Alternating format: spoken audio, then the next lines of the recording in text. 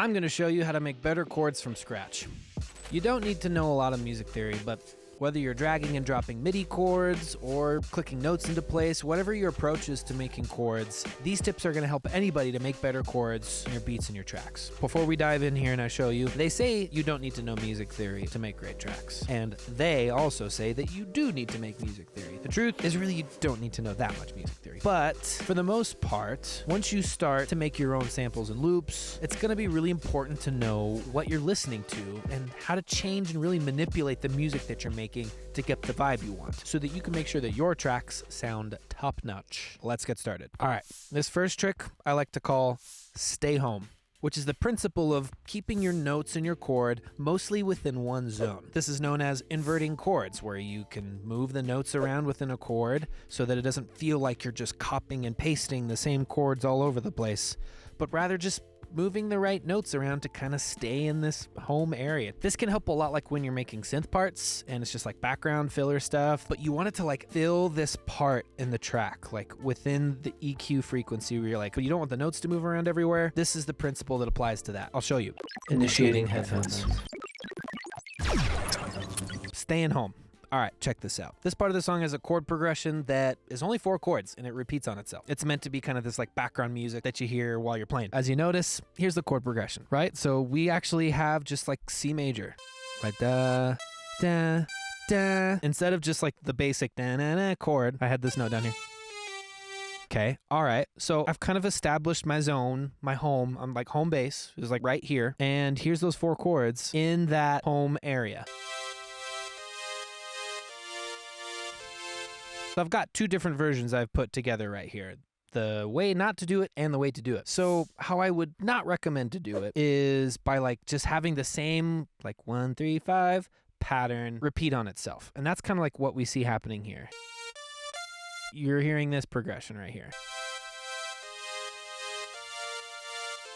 Nah, it's fine. But what I programmed instead, as you'll notice, the notes don't jump all over the place. They kind of stay home.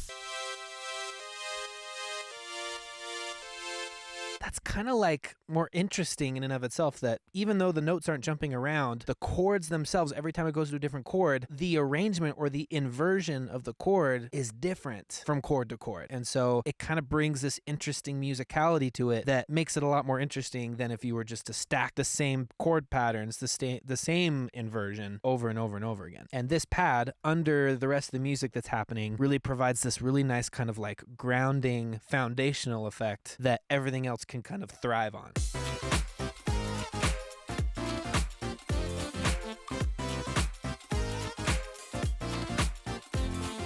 This happens even more so later with this crazy chord progression that I came up with for this B section, and you'll see this in action. Like, I don't even know if I can tell you all the chords off the top of my head, but these chords stay home, and the chord progression goes all over the place. Just listen.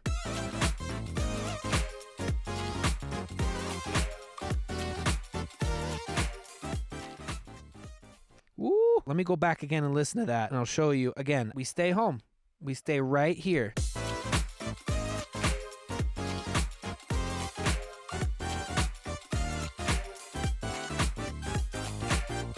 All right, so those chords went everywhere, but if you look, the furthest separation between any 2 notes, the highest note and the lowest note, is in this chord. Like one of the chords itself represents the furthest distance that any of the notes go. I didn't plan that, I promise. But it's just interesting like what you can do with chords when you just stay home. All right, on to the next example. Number 2, note change direction. This is great if you're trying to put piano parts or when you want it to sound like someone's playing the keyboard. This principle is basically when you're switching chords, the higher notes in your chord should go whatever direction they're gonna go. So one chord to the next chord, doesn't matter. But that if you're playing like, the low notes in the other hand, they should not go in the same direction as the upper notes. So it's like a bunch of upper notes go one way and the low notes go the opposite way. I'll show you what I mean. A lot of times when chords are really close to each other, this principle doesn't matter as much. But like, let's take a look at these 2 chords.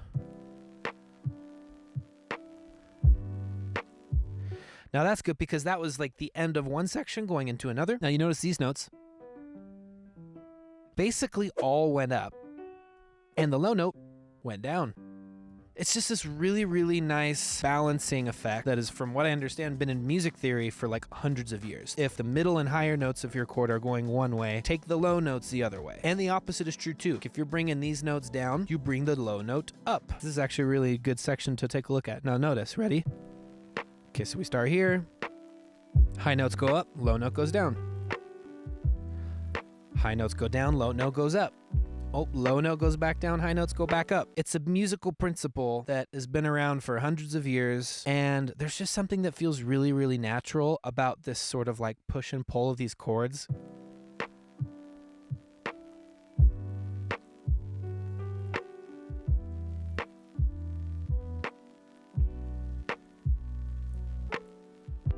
Especially, right here on this transition.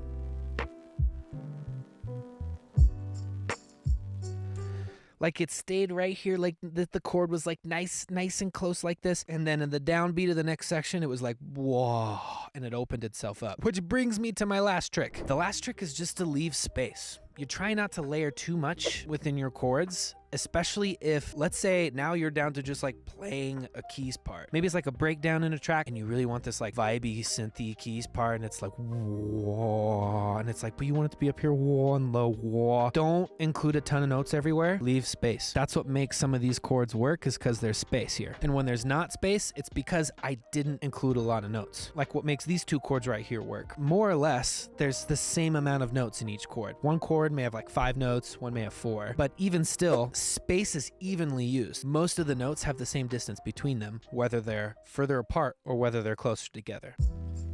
So right, it's like those notes are pretty evenly spaced, but because it's this bigger chord, I've got the lower note that's at the bottom, and there's a lot of space in between that low note and the higher notes. But again, using the previous principle about like chord change direction, I needed to come down from these notes down to these notes.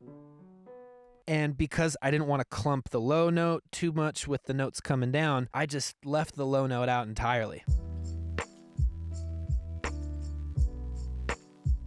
Because I've got a synth bass holding it down. And I felt like I didn't really need the low note in the piano to do what the bass was already doing. So we got this principle from before with the different movement. Low note down, higher notes up. Higher notes down, low note up.